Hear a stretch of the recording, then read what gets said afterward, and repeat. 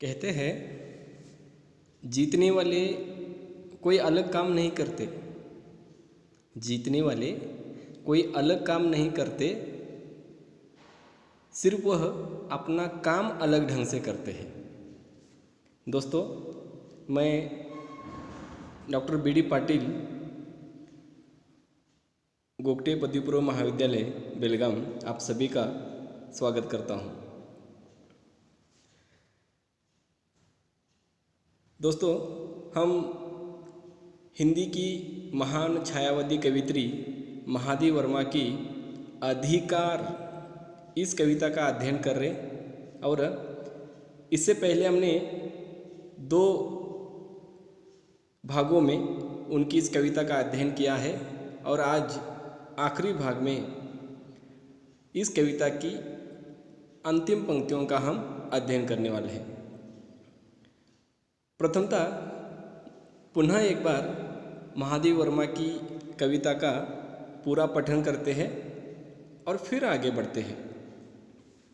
कविता ऐसी है: वे मुस्काते फूल नहीं जिनको आता है मुरझाना, वे तारों के दीप नहीं जिनको भाता है बुझ जाना, वे नीलम के मेघ नहीं जिनको है घुल जाने की चाह, वह अनंत ऋतुराज नहीं जिसने देखी जाने की राह, वे सोने से नयन नहीं जिनमें बनते आंसू मोती, वह प्राणों की सेज नहीं जिनमें बेसुध पीड़ा सोती, ऐसा तेरा लोक वेदना नहीं जिसमें अवसाद, जलना जाना नहीं जिसने जाना मिटने का स्वाद, क्या अमरों का लोक मिलेगा तेरी करुणा का उपहार, रहने दो हे देव,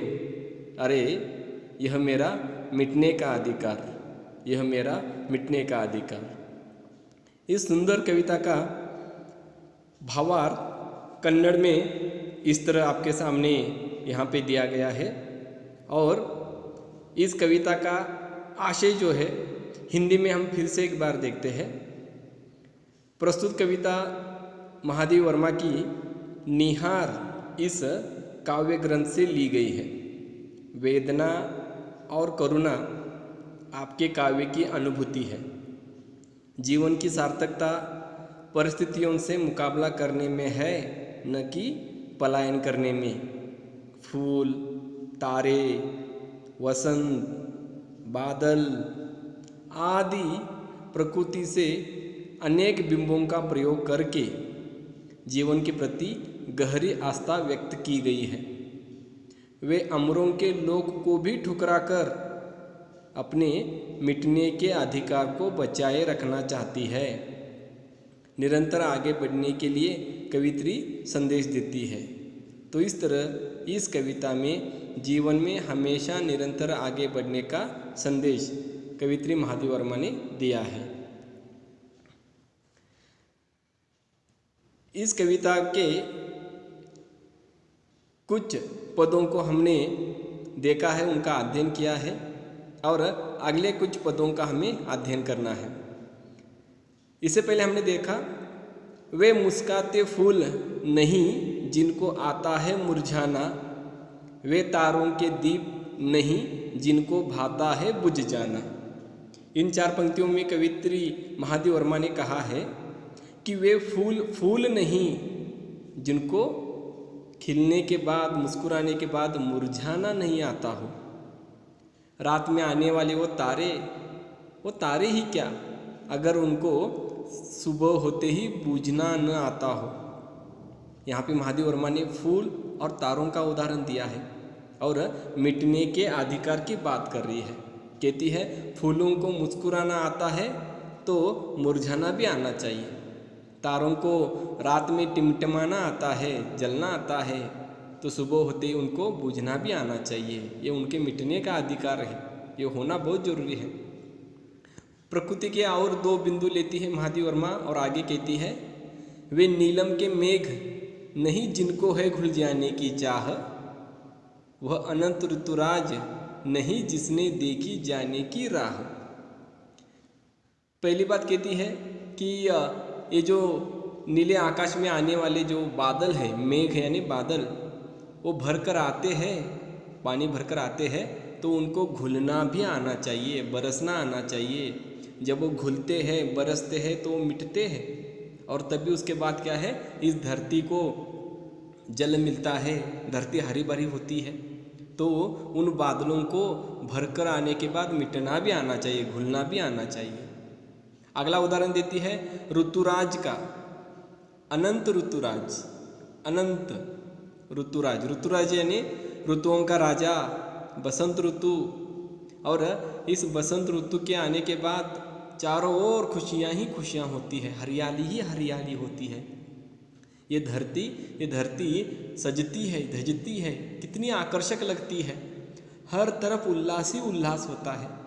तो महादेवी वर्मा कहती है कि जब ये वसंत ऋतु आता है तो उसको जाना भी चाहिए, क्योंकि एक ऋतु जाएगा तभी दूसरा आएगा, उसको भी मिटना आना चाहिए। तो यहाँ पे भी महादेवी वर्मा बादल और वसंत ऋतु के मिटने की बात कहती है। अगली 4 पंक्तियों में महादेवी वर्मा कहती है, वे सोने से नयन नहीं जिनमें बनते आंसू मोती। महादेवी वर्मा कहती है, वे नयन नहीं जिनमें आंसुओं के मोती न बनते हो।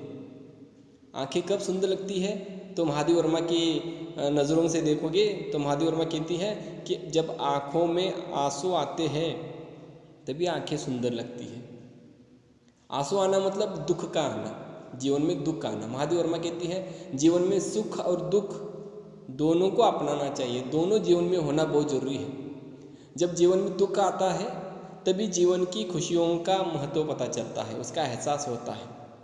इसलिए महादेवी वर्मा कहती है कि आँखों में आंसू भी आने चाहिए। आगे कहती है, वह प्राणों की सेज नहीं जिनमें बेसुध पीड़ा सोती। प्राणों की सेज यानी शैया, चीता। जब कोई मरता है, गुजरता है, तो उसको हम क्या है, चीता पे लिटाते हैं। महादेवी वर्मा कहते हैं कि ये जो मरने की पीड़ा है, बेसुध पीड़ा, मरने की यातना, पीड़ा, दुख, दर्द, इंसान को वह भी अनुभव करना चाहिए। जीवन में जैसे खुशियाँ है, खुशियों का अनुभव करते हैं, उसी प्रकार दुख का भी अनुभव होना चाहिए, मिटने का अनुभव होना चाहिए, मिटना आना चाहिए। दोस्तों, हमने यहाँ तक देखा था और उसके आगे की 4 पंक्तियाँ और 4 पंक्तियाँ हमारे सामने हैं। ऐसा तेरा लोक वेदना नहीं जिसमें अवसाद, जलना जाना नहीं जिसने जाना मिटने का स्वाद। क्या अमरों का लोक मिलेगा तेरी करुणा का उपहार, रहने दो हे देव, अरे यह मेरा मिटने का अधिकार। तो मेरे प्रिय छात्रों, इन 4 पंक्तियों का भावार्थ हम आगे देखते हैं। उससे पहले इस कविता में आए कठिन शब्द और उनका अर्थ। पहला शब्द है भाना, भाना यानी अच्छा लगना। दूसरा शब्द है ऋतुराज यानी वसंत ऋतु। अनंत, इस शब्द का अर्थ है जिसका अंत न हो। सेज यानी शैया, बेड। अवसाद यानी दुख, और उपहार मतलब भेंट। तो कविता में आगे बढ़ते हुए इन अगली 4 पंक्तियों का भावार्थ हम देखते हैं। कवित्री कहती है, भगवान से कहते कि ऐसा तेरा लोक वेदना नहीं जिसमें अवसाद, जलना जाना नहीं जिसने जाना मिटने का स्वाद। कवित्री कहती है भगवान से, हे भगवान कैसा तेरा लोक है। अब भगवान का लोक मतलब स्वर्ग लोक। तो भगवान से कहती, हे भगवान कैसा तेरा स्वर्ग लोक है। तुम्हारे यहाँ पे कोई मरता नहीं, तुम्हारे यहाँ पे वेदना नहीं, पीड़ा नहीं, दुख नहीं, दर्द नहीं, हर जगह खुशियाँ ही खुशियाँ तुम्हारे यहाँ पे, सब मंगलमयी है तुम्हारे यहाँ पे, किसी को दुख नहीं, किसी को पीड़ा नहीं। ऐसा तेरा लोक, जलना जाना नहीं। धरती पर इंसान संघर्ष करता है, पीड़ा में जलता है दिन रात। तुम्हारे यहाँ तो जलना ही नहीं है, तुम्हारे यहाँ पे मिटने का स्वाद ही नहीं है। तुम्हारे यहाँ पे कैसे लोग हैं जिन्होंने मिटने का स्वाद ही नहीं लिया। स्वर्ग लोक में कहते हैं कि सब अमर है, कोई मिटता नहीं, कोई मरता नहीं। तो तुम्हारे लोक में मिटने का स्वाद नहीं, स्वाद यानी टेस्ट, तो मिटने का भी अनुभव इंसान को होना चाहिए। तुम्हारे यहाँ पे वो है ही नहीं। हमारे यहाँ देखो, धरती पर इंसान हर दिन अनेक पीड़ाओं का सामना करता है, अनेक दुख लेकर वो जीता है, और उन दुखों के कारण ही उसका जीवन उसे मंगलमय लगता है। संघर्षमय जीवन ही महत्वपूर्ण जीवन है। इंसान का जीवन संघर्षमय होना चाहिए। तुम्हारे यहाँ तो संघर्ष ही नहीं है। तुम्हारे यहाँ पीड़ा नहीं, वेदना नहीं, दुख नहीं, दर्द नहीं, मिटने का स्वाद ही नहीं स्वर्ग में। कवित्री कहती है, देव तुम्हारे लोक में वेदना का अभाव है, वेदना नहीं है, अवसाद यानी दुख नहीं है। ऐसे लोक का क्या महत्व है? जब तक मनुष्य दुख नहीं भोगे, अंधकार का अनुभव नहीं करे, तब तक उसे सुख और जीवन के आनंद का अनुभव नहीं हो सकता। सुख और दुख तो जीवन का दूसरा नाम है। जीवन का महत्व प्रतिकूल परिस्थितियों से टकराकर आगे बढ़ने में है। जिसने जलना नहीं जाना, मिटना नहीं सीखा, उसे जीवन कैसे कह सकते हैं? तो महादेव वर्मा ने यहाँ पे अमरों का जो लोक है, जो देवों का लोक है, वो कितना निरर्थक है ये बताने की कोशिश की है। जिसमें पीड़ा नहीं, वेदना नहीं, वो निरर्थक है। तो इन 4 पंक्तियों में महादेव वर्मा ने स्वर्ग लोक की निरर्थकता का आशय व्यक्त किया है। अगली 4 पंक्तियों का भावार्थ देखते हैं। महादेव वर्मा कहती है, ऐसा तेरा लोक वेदना नहीं, नहीं जिसमें अवसाद, जलना जाना नहीं, नहीं जिसने जाना मिटने का स्वाद। और आगे कहती है, क्या अमरों का लोक मिलेगा तेरी करुणा का उपहार? रहने दो हे देव, अरे यह मेरा मिटने का अधिकार, यह मेरा मिटने का अधिकार। दोस्तों, कविता की ये आखिरी 4 पंक्तियां हैं, और इन आखिरी 4 पंक्तियों में महादेव वर्मा कहती है, क्या अमरों का लोक मिलेगा तेरी करुणा का उपहार? भगवान से कहती है महादेवी, हे भगवान, क्या तुम मुझे उपहार देना चाहते हो, भेंट देना चाहते हो? और वो भी भेंट कैसी? अमरों का लोक, यानी मुझे अमर बनाना चाहते हो, मुझे स्वर्ग में जगह देना चाहते हो। क्या अमरों का लोक मिलेगा तेरी करुणा का उपहार? तुम्हें मुझ पे दया आई है, करुणा आई है, और करुणा के कारण तुम मुझे उपहार में अमरों का लोक यानी स्वर्गलोक देना चाहते हो, मुझे स्वर्ग में बिठाना चाहते हो। तो महादेव वर्मा कहती है भगवान से, रहने दो हे देव, अरे यह मेरा मिटने का अधिकार, यह मेरा मिटने का अधिकार। यहाँ पे महादेव वर्मा भगवान से मिलने वाला ये जो उपहार है, जो गिफ्ट है अमरत्व का, वो ठुकरा रही है। वो कहती है कि तुम मुझे भले ही स्वर्ग में बिठाना चाहते हो, मुझे अमर बनाना चाहते हो, लेकिन मुझे तुम्हारा अमरत्व नहीं चाहिए भगवान, तुम्हारा स्वर्गलोक मुझे नहीं चाहिए। क्यों? क्योंकि वहाँ पे कोई मरता ही नहीं है, वहाँ पे मिटने का अधिकार नहीं है, मिटने का स्वाद नहीं है। यहाँ पे धरती पर देखो, इंसान हर दिन कष्ट झेलता है, मेहनत करता है, संघर्ष करता है, और यहाँ पे मिटने का स्वाद उसे मिलता है, क्योंकि इंसान यहाँ पे मरता है, वो मिटता है। तो मिटने का स्वाद है भगवान, तुम्हारे देवलोक में तो है ही नहीं, तो मुझे किस काम का तुम्हारा ये देवलोक? यहाँ पे महादेव वर्मा कहती है कि धरती पर मेरा मिटने का अधिकार मेरे पास है, तो मेरा ये मिटने का अधिकार मेरे पास रहने दो। तुम्हारा ये जो अमरत्व जो है ना, वो मुझे नहीं चाहिए, तुम्हारा ये उपहार मुझे नहीं चाहिए। तो इस तरह दोस्तों, महादेव वर्मा ने अंतिम 4 पंक्तियों में भगवान की ओर से उनको मिलने वाला ये जो उपहार था स्वर्गलोक का, वह उन्होंने ठुकरा दिया। और इसलिए ठुकरा दिया कि वो चाहती है कि वो धरती पर ही रहे, धरती पर ही रहकर क्या है, दुख दर्द उसको अपनाए, संघर्ष करे और अंत में उसका भी अंत हो, वो भी मिटे और वह अपना इस मिटने का अधिकार जो है ना वो बचाना चाहती है। इसलिए महादेवी वर्मा कहती है कि जीवन की सार्थकता किस में है? जीवन की सार्थकता संघर्ष करने में है, मेहनत करने में है, परिस्थितियों का डटकर सामना करने में है। और ये सब कहाँ पे है? ये सब सिर्फ और सिर्फ इस धरती पर है। इसलिए कहती है कि तुम्हारा ये जो मुझे उपहार मिलने वाला है ना स्वर्ग का, वो नहीं चाहिए, मैं उसे ठुकराती हूँ। मुझे ये मेरी धरती ही अच्छी है, यहाँ पे मिटने का स्वाद है। तो इस प्रकार दोस्तों महादेवी वर्मा ने मिटने का अधिकार जो है ना उस बारे में अधिकार इस कविता में अपनी भावनाएं व्यक्त की है। दोस्तों हमने 3 भागों में इस कविता का भावार्थ देखा और आज की जो आखिरी 4 पंक्तियां हमने देखी, इन 4 पंक्तियों के ऊपर सह संदर्भ भावार्थ स्पष्ट कीजिए, ऐसा सवाल आपकी परीक्षा में आता है। और यह सवाल 4 अंकों के लिए आता है और उसका जवाब हमें कैसे लिखना है यहाँ पे देखेंगे।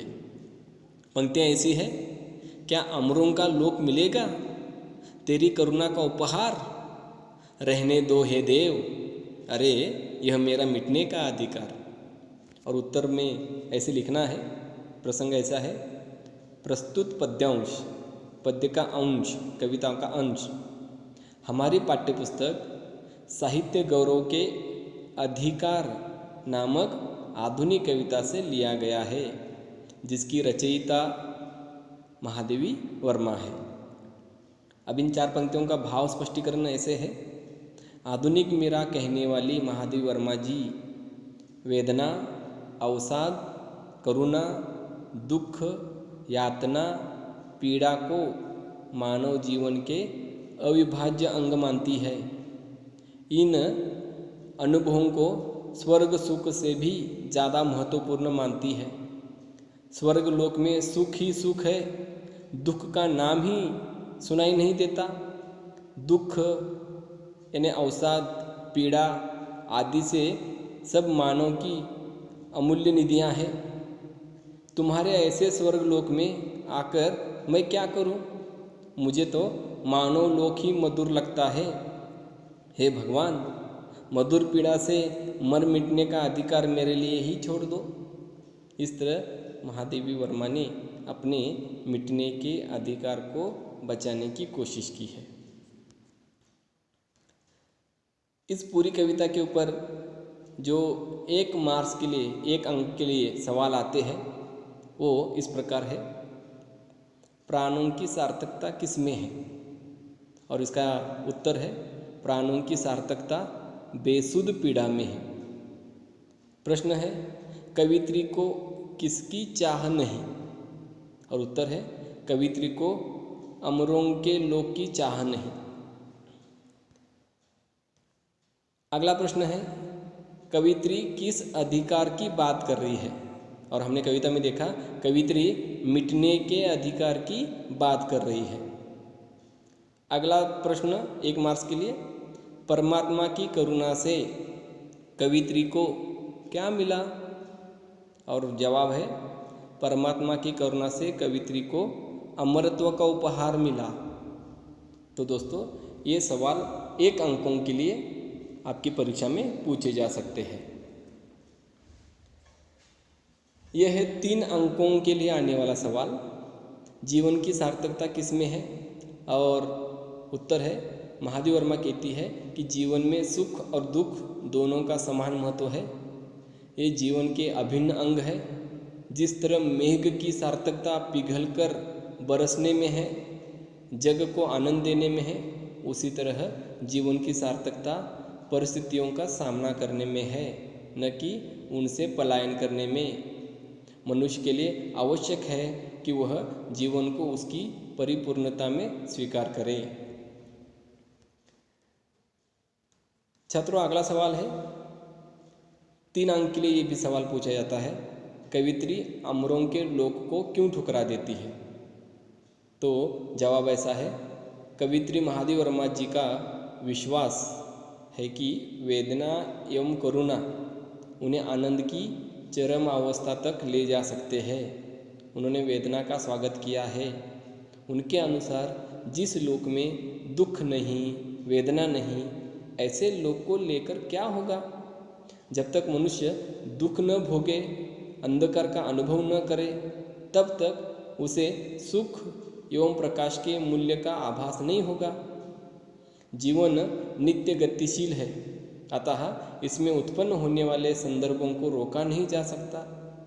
जीवन की महत्ता परिस्थितियों का सामना करने में है, उनसे भागने में नहीं। कवित्री अमरों के लोक को ठुकराकर अपने मिटने के अधिकार को बचाए रखना चाहती है। छात्रों, हमने हिंदी की महान कवित्री लेखिका महादेवी वर्मा का पहले जीवन परिचय देखा, फिर उसके बाद उनकी अधिकार कविता का भावार्थ हमने धीरे धीरे करते हुए समझने की कोशिश की। उसका भावार्थ हमने अध्ययन करने की कोशिश की।